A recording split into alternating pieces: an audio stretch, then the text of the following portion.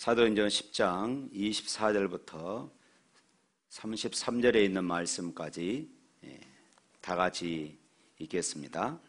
이튿날 가이사랴에 들어가니 고넬료가 그의 친척과 가까운 친구들을 모아 기다리더니 마침 베드로가 들어올 때에 고넬료가 맞아 발 앞에 엎드려 절하니 베드로가 일으켜 이르되 일어서라, 나도 사람이라 하고 더불어 말하여 들어가 여러 사람이 모인 것을 보고 이르되 유대인으로서 이방인과 교제하며 가까이 하는 것이 이 법인 줄 너희도 알거니와 하나님께서 내게 지시하사 아무도 속되다 하거나 깨끗하지 않다 하지 말라 하시기로 부름을 사양하지 아니하고 왔노라. 묻노니 무슨 일로 나를 불렀느냐? 고넬료가 이르되 내가 나흘 전 이맘때까지 내 집에서 제9시 기도를 하는데 갑자기 한 사람이 빛난 옷을 입고 내 앞에 서서 말하되 고넬료야, 하나님이 내 기도를 들으시고 내 구제를 기억하셨으니 사람을 요바에 보내어 베드로라 하는 시몬을 청하라. 그가 바닷가 무두장이 시몬의 집에 유숙하느니라 하시기로 내가 곧 당신에게 사람을 보내었는데 오셨으니 잘하였나이다. 이제 우리는 주께서 당신에게 명령하신 모든 것을 듣고자 하여 다 하나님 앞에 있나이다. 아멘. 예배 때에 목사님이 설교를 다 마치고 나서 성도들에게 이렇게 물었습니다. 여러분 중에 이제 예수님을 구주로 영접하기를 원하시는 분은 손을 들어서 표해 주시기를 바랍니다. 그때 맨 뒷좌석에 한 여집사가 자기 옆에 앉아있는 남편을 쿡쿡 찌르면서 이렇게 말했습니다. 여보, 당신도 이 순간부터 예수님을 구주로 영접했으면 좋겠어요. 여집사님은 열심히 교회를 출석하면서 신앙생활을 했는데 그 남편은 그날따라 처음으로 이제 교회에 나오게 되어진 것입니다. 아내는 안타까운 듯 남편에게 간청을 했지만은 결국 남편은 손을 들지를 않았습니다. 예배를 마친 후 집으로 돌아온 길에 아내가 남편에게 슬픈 목소리로 이렇게 물었습니다. 여보, 나는 당신이 손을 들 줄 알았는데 왜 안 들었어요? 그랬더니 이 남편이 이렇게 말한 것입니다. 여보, 그동안 당신은 크리스천으로 살았고 나는 불신자로 살아왔어. 그런데 당신과 나는 다른 점이 하나도 없어서 내가 화나면 당신도 화내고 내가 화투를 치면 당신도 화투를 쳤고 내가 술을 마시면 당신도 함께 마셨잖소. 내가 거짓말하면 당신도 거짓말을 했지 않소. 그렇다면 당신과 나의 생활이 전혀 다를 바가 없는데 내가 왜 굳이 예수를 믿어야 하오?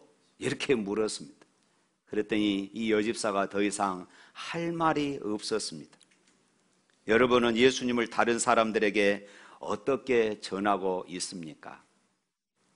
여러분은 예수 믿고 영원히 사는 진리를 아는데 여러분의 믿지 않는 가족들, 또 친지들, 또 이웃에게 어떻게 여러분들의 모습, 여러분들의 삶을 보이셨습니까? 부활과 영생을 믿는 우리는 타인에게 기쁨을 전할 수 있어야 합니다. 저 사람이 믿는 예수를 나도 믿고 싶다. 저 사람이 그렇게 꿈꾸고 가고 싶어하는 천국 나도 꿈꾸고 나도 가고 싶다 하는 이런 생각이 들게끔 우리가 해야 하는 것입니다. 저 사람이 천국 가면 나는 거기 안 가겠어. 내 아내가 천국 가는 그 천국 나는 절대로 가기 싫어. 이렇게 말한다면 이것은 내가 삶을 잘못 살아왔다 하는 그런 이야기입니다. 하나님은 우리를 이 세상에서 부르셨음을 믿으시기를 축원합니다. 그리고 거듭나게 하셨습니다. 그리고 우리에게 하늘의 생명을 소유하게 하셨고 하나님의 자녀로 저와 여러분들을 다 택하여 주셨습니다. 예수님께서는 아버지께서 나를 보내신 것 같이 나도 너희를 세상에 보내노라. 이 말씀과 함께 저와 여러분을 이 세상에 파송을 하셨습니다. 하늘과 땅의 권세를 가지신 예수님께서 왜 저와 여러분들을 이 세상에 파송하신 줄 아십니까? 그것은 바로 사람을 낚는 어부가 되도록 하기 위해서였던 것입니다. 저와 여러분을 이 세상에 보내신 것은 바로 사람을 낚는 어부로서 이 사명을 감당하도록 하기 위하여서 저와 여러분들을 파송하신 것입니다. 그런데 오늘 사람을 낚는 어부로서의 사명을 감당하기 위해서 이 땅을 살아가는 성도들이 얼마나 될까요? 죽은 영혼을 바라보며 눈물을 흘리며 기도하는 성도가 얼마나 될까요? 죽은 영혼들의 탄식 소리를 들으면서 아버지의 아픈 마음으로 오늘을 살아가는 성도들이 과연 얼마나 되겠습니까? 내 자녀가 예수 그리스도를 모르고 내 사랑하는 남편이 죄의 종이 되어 살아가고 있음에도 불구하고 나를 낳으신 부모와 일가와 친구들이 불타는 지옥을 향하여서 가고 있음에도 불구하고 그 영혼을 위하여 기도하지 않는 성도들이 참 많습니다. 그러므로 지금 이 시대는 먼저 믿는 우리들이 영적인 각성을 해야 합니다. 주님은 완악한 세대를 책망하면서 마태복음 11장 17절에 이렇게 말합니다. 가로되 우리가 너희를 향하여 피를 불어도 너희가 춤추지 않고 우리가 애곡하여도 너희가 가슴을 치지 아니하였다 함과 같도다. 이렇게 말씀을 하셨어요. 정말 그렇습니다. 지금 우리는 피를 불어도 춤을 추지 않고 애곡하여도 가슴을 치지 않는 완악한 세대에 살고 있습니다. 아무리 전도합시다, 한 영혼을 주께로 인도합시다라고 외쳐도 여전히 우리의 가슴은 불신자를 향하여서 냉랭하고 아무런 감동이 없이 살아가고 있습니다. 내가 아는 사람들, 그리고 내 주변에 있는 사람들에게 복음을 전하지 않으면 그들이 나로 인하여 불타는 지옥에서 슬피 울며 이를 갈고 있을 것입니다. 그런데 하나님께서 그들의 핏값을 바로 나에게서 묻는다고 말씀하십니다. 나에게서 그 핏값을 찾겠다고 말씀하고 계셨어요. 그럼에도 불구하고 우리는 전혀 반응을 보이지 않는 그런 세대를 살아가고 있는 것입니다.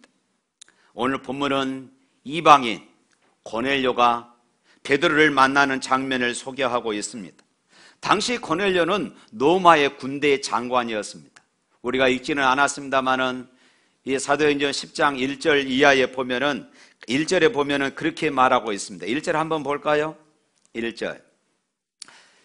1절과 3절까지 읽어봅니다. 가이사라에 고넬료라 하는 사람이 있으니 이달리아 부데라 하는 군대의 백부장이라. 그가 경건하여 온 지방과 더불어 하나님을 경외하며 백성을 많이 구제하고 하나님께 항상 기도하더니 하루는 제9시쯤 되어 환상 중에 밝히 보매 하나님의 사자가 들어와 이르되 고넬료야 하니.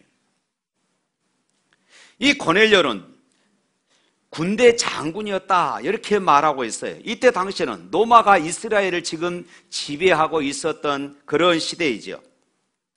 그런데 바로 이런 상황 속에서 이 고넬료는 가이사라 지방에서 지금 이스라엘의 모든 치안과 질서를 유지하기 위해서 주둔하고 있었던 정예 부대였던 것입니다. 고넬료는 가이사라에 주둔하고 있는 순수하게 로마 사람으로만 구성되어진 최정예 부대였던 것입니다. 그리고 그곳의 백부장이었어요. 다시 말해서 100명의 군사를 이끄는 장군이었다는 것입니다. 우리가 과거에 일본의 지배를 받고 있을 때에 일본 순사 한 사람의 이세가 아주 대단했습니다. 그래서 우리가 어릴 때 울면은 부모들이 하는 말이 있었습니다. 야, 일본 순사가 와서 잡아간다? 이런 말들을 많이 했었습니다. 그만큼 일본 순사의 이세가 그 당시에 대단했고 그것이 많은 세월이 흘렀음에도 불구하고 한국 사회에 영향력을 미치고 있었던 것입니다.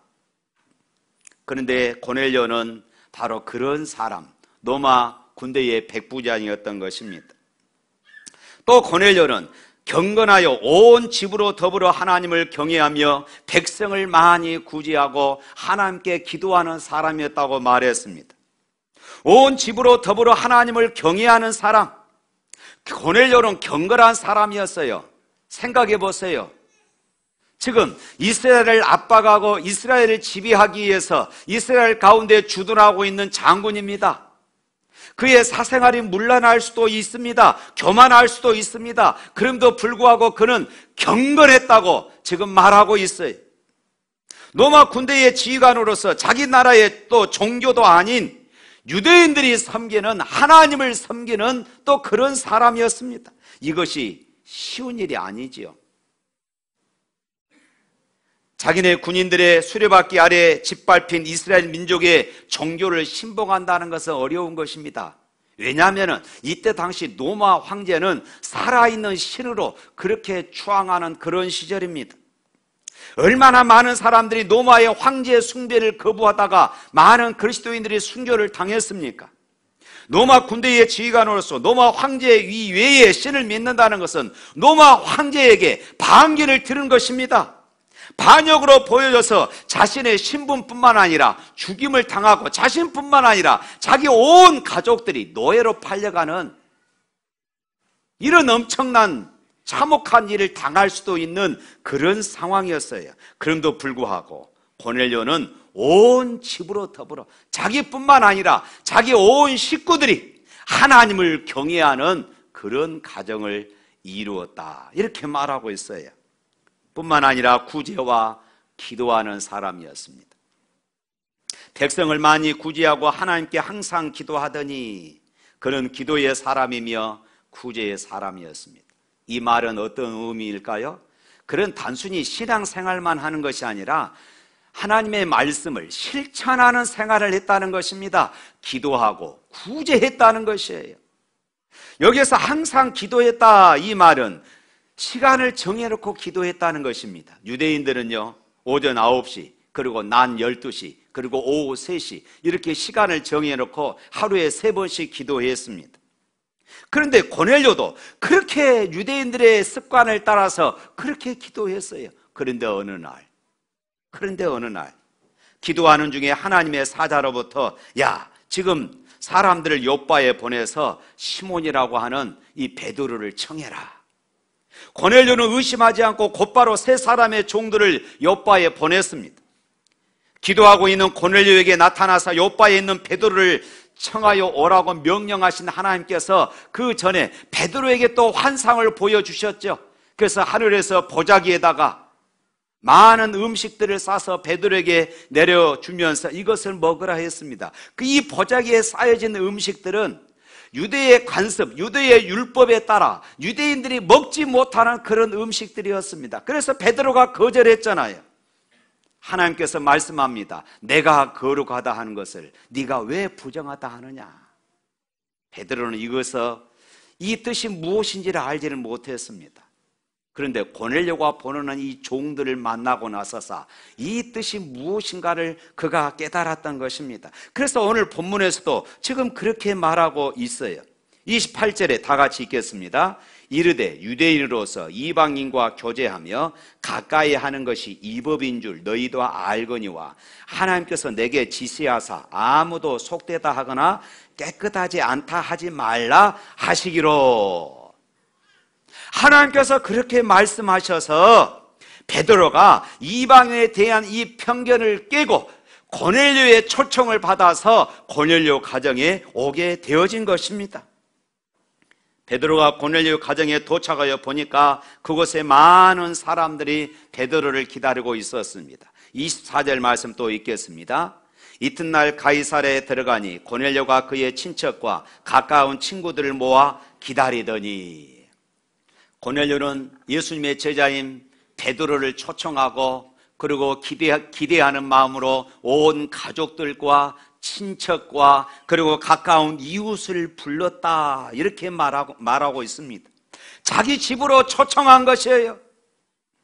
그는 자신만이 아니라 자기의 가족과 친구들까지 함께 하나님의 말씀을 듣기를 원했던 것입니다. 함께 구원받기를 원하는 마음이었고 함께 의뢰받기를 원하는 그런 마음이 있었기에 그들을 자기 집으로 초대한 것입니다.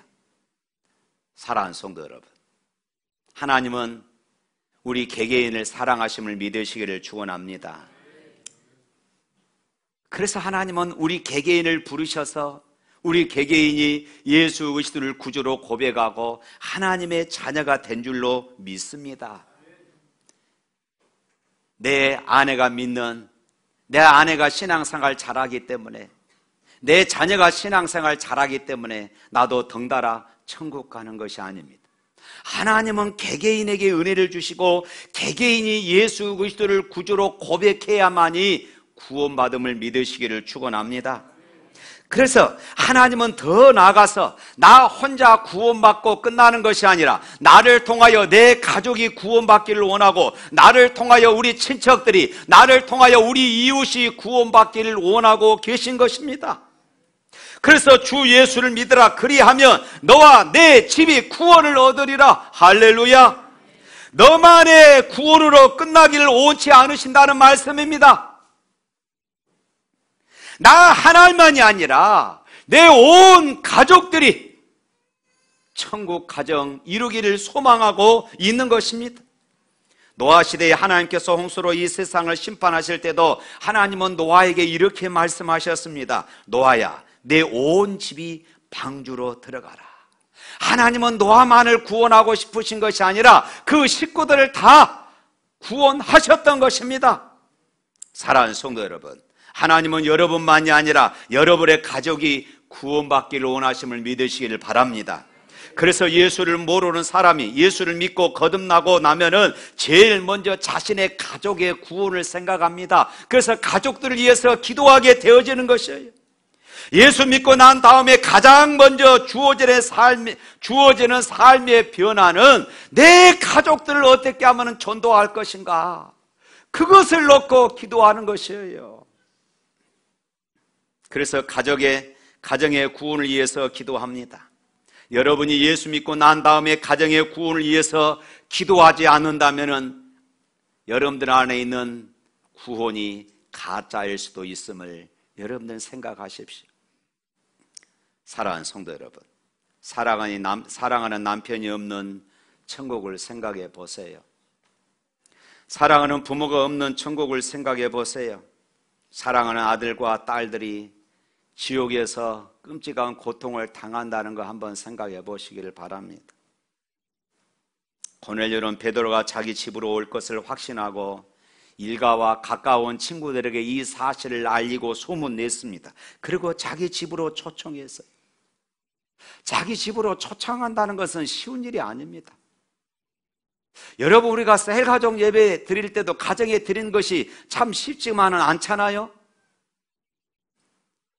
그런데 믿지 않는 사람들을 가정으로 초청해서 그들에게 음식을 제공한다는 것이 쉬운 일이 아닙니다. 그들에게 복음을 듣게 한다는 것이 쉬운 일이 아니에요. 더군다나 아까 말씀드렸던 것처럼 고넬료는 로마의 백부장입니다. 자기가 하나님을 믿는 것이, 자기가 예수를 믿는 것이, 하나님을 신으로 여긴다는 것이 소문난다면은 자기는 죽을 수도 있어요. 자기 가족들은 노예로 팔려갈 수도 있는 이런 위험한 상황입니다. 그럼에도 불구하고 그는 자기의 목숨을 걸고, 자기뿐만 아니라 자기 가족들의 생명을 걸고 그런 이처럼 친척과 이웃들을 초청해서 하나님의 복음을 듣도록 했다는 것입니다. 많은 노력과 희생과 수고가 뒤따르는 이런 엄청난 일을 그는 감행했던 것입니다. 희생이 없이는 그렇게 할 수가 없었습니다. 초대받은 사람들, 또 식사는 누가 준비합니까? 때로는 우리가 전도할 때 참 자존심이 많이 상하지요. 사정사정하고 선물도 보내고 식사도 같이 하고, 또 내가 전도하고자 하는 사람들의 필요를 채워주면서 전도하고자 애를 쓰는데 당일날 나는 바빠서 못 가겠다, 나는 예수 믿지 않겠다 하면 얼마나 속상합니까? 우리의 전도 대상자 중에서 때로는 1년이기도 하지만은 10년, 수년 동안 우리의 전도 대상자 있는 사람들도 수두룩합니다. 얼마나 자존심이 상합니까? 하지만 고넬료는 그들이 함께 구원받기를 원했고 은혜 받기를 원했기에 자기의 자존심이 상한다 할지라도 그들을 다 초청했고 자신의 생명에 위협을 당한다 할지라도 그 일을 그는 했던 것입니다. 사랑하는 성도 여러분, 우리가 그동안 기도로 준비해왔던 이웃사랑 초청잔치 다음 주로 다가왔습니다. 여러분의 일가와 가까운 친척과 이웃들을 고넬료처럼 초청할 수 있기를 주님의 이름으로 축복합니다. 물론 쉬운 일이 아니에요. 많은 희생과 노력이 필요합니다. 이것은 영적인 전쟁이기 때문에 우리가 기도하지 않고서는 될 수가 없는 일입니다. 나 혼자만이 아니라 가정이 구원을 받으면 가정이 달라집니다. 부부가 함께 은혜 받으면 가정이 달라집니다. 사랑하는 사람들과 함께 하나님의 보좌를 바라보며 찬양하고 기도한다는 것이 얼마나 아름답고 행복한 것인지 모릅니다. 사랑하는 성도 여러분, 다음 주일을 기대하고 사모하시길 바랍니다. 한 사람 한 사람의 이름을 불러가며 이번 한 주간 동안 여러분 열심히 기도하십시오. 그리고 그들을 정중히 초청하시기를 바랍니다. 사랑하는 가족들에게 줄 수 있는 최고의 사랑은 예수 그리스도입니다. 할렐루야. 최고의 사랑은 예수 그리스도예요. 고넬료는 베드로를 처음 보는 순간 그 앞에 무릎을 꿇었습니다. 그리고 엎드려 절하며 경배하고자 했어요. 이때 오늘 25절 말씀에 그러지요. 마침 베드로가 들어올 때에 고넬료가 맞아 발 앞에 엎드려 절하니, 당시 문화적 관습으로 보면은 그저 서로 악수하고 때로는 포옹하고 볼을 맞추는 것이 전부입니다. 그런데 그렇게 하지 않았습니다. 고넬료는 베드로의 발 앞에 엎드렸습니다. 이것은 로마의 군대 장관이 지금 황제 앞에서나 그렇게 할 법한 행동이었어요. 베드로는 이방인입니다. 고넬료가 지배하고 있는 이스라엘 민족이에요. 종처럼 부리는 그런 민족입니다. 그런데 그 발 앞에 엎드렸던 것이에요. 이것은 상식적으로나 인간적으로나 교육 수준적으로나 이해할 수 없는 그런 일이었습니다. 그런데 로마의 군대 장관이 베드로에게 이렇게 넙죽 무릎을 꿇고 엎드렸던 그 이유가 있었습니다. 그것은 33절에서 말하고 있어요. 33절 말씀 읽어볼까요? 33절 시작. 내가 곧 당신에게 사람을 보내는데 오셨으니 잘하였나이다. 이제 우리는 주께서 당신에게 명령하신 모든 것을 듣고자 하여 다 하나님 앞에 있나이다. 지금 고넬료는 뭐라고 말합니까? 우리는 지금 당신의 말을 듣기 위해서 이 자리에 모였습니다. 이렇게 말하지 않습니다. 우리는 주께서 당신에게 명령하신 모든 것을 듣고자 하나님 앞에 있습니다. 이렇게 지금 말하고 있는 것이에요. 목사의 말을 듣고자 이 자리에 모인 것이 아니라 하나님께서 이 김 목사를 통하여 여러분들에게 주시는 그 말씀을 듣고자 이 자리에 모였다. 그렇게 말하고 있어요.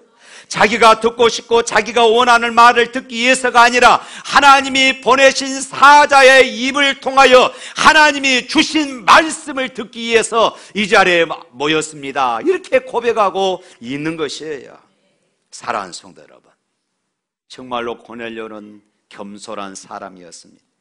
하나님은 이렇게 겸손한 사람에게 은혜를 베풀어 주심을 믿으시기를 바랍니다. 사랑하는 성도 여러분, 이제 한 주간 남았습니다. 한 주간 열심히 복음을 전하고 열심히 기도하십시다. 이곳에 초청해서 그들로 하여금 하나님이 부족한 종을 통하여 말씀하게 하시는 그 복음을 듣도록 하십시다. 그들의 심령 속에 성령의 역사가 일어날 수 있도록 우리가 최선을 다하십시다. 저는 분명히 믿습니다. 하나님이 하십니다. 우리가 순종하면은 하나님이 하십니다. 내가 순종하면은 하나님이 역사하십니다. 할렐루야.